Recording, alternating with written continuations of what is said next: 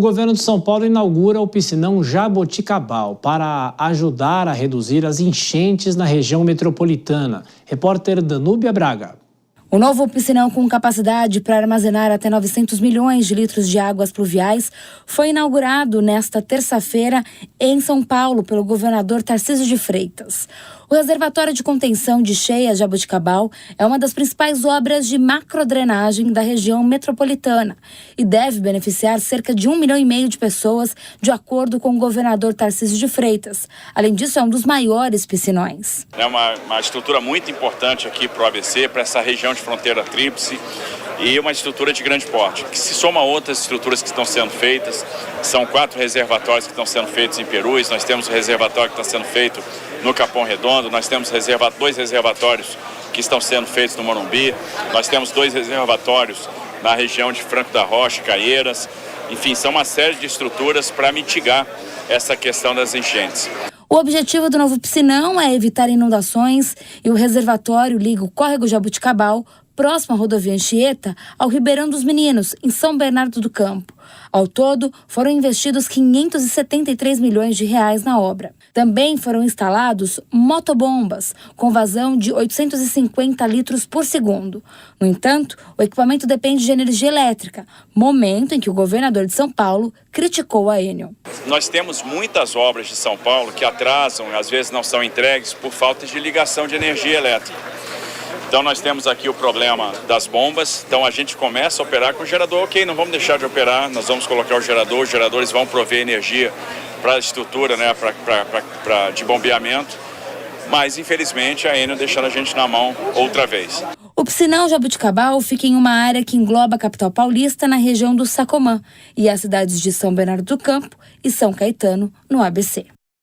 Ô Vilela, nesses assuntos é bom ir por partes. Primeiro, eu queria te perguntar sobre essa história da drenagem aqui da região metropolitana de São Paulo, que sempre foi um ponto que preocupou muita gente, e com essas mudanças climáticas, mais chuva, chuva mais forte, intercalando com seca, é claro que os gestores precisam estar mais atentos para prevenir do que ficar correndo atrás, né?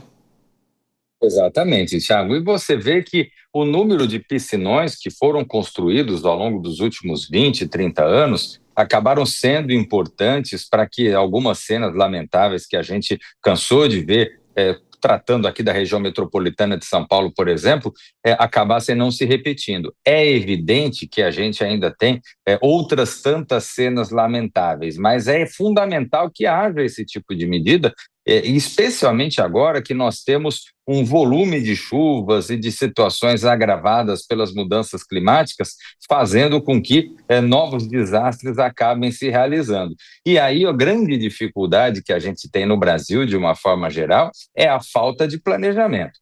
No Brasil, quando se trata de medidas, aquelas medidas que não aparecem tanto, que acabam sendo necessários um gasto significativo, mas que não aparecem, elas passam a ser deixadas de lado porque acaba não interessando aos gestores públicos dedicar uma parcela significativa dos recursos para isso. E, infelizmente, entra ano, sai ano, a gente é obrigado a tratar de situações originárias das grandes chuvas e que acabam levando vítimas em diversos pontos do país e que fazem com que a gente se acostume com essas notícias, o que não deve ser nunca objeto de costume por parte da sociedade, já vista que num contexto como o que a gente vive hoje, de aumento das dificuldades climáticas, a gente passa a ter que se dedicar cada vez mais a formas de proteger a sociedade diante dessas constantes chuvas que vitimam um grande número de pessoas. E o segundo ponto que eu queria tratar com você é sobre a Enel, né? O governador faz a crítica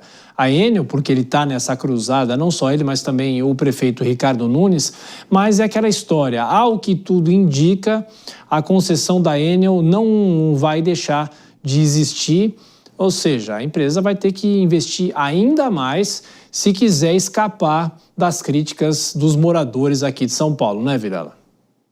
Pois é, Thiago. Agora, já vem demonstrando há bastante tempo a empresa que não está disposta a promover os investimentos necessários. E, com isso, a sociedade é quem acaba pagando o preço.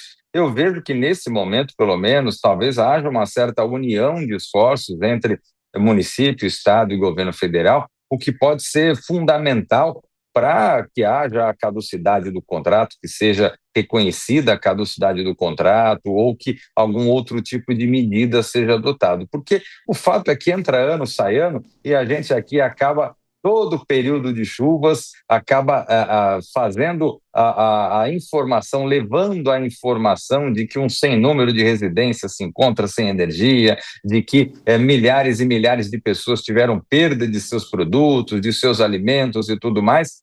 E nós vemos que a operadora de energia elétrica de São Paulo acaba não fazendo nada ou fazendo muito pouco para solucionar esse grave problema.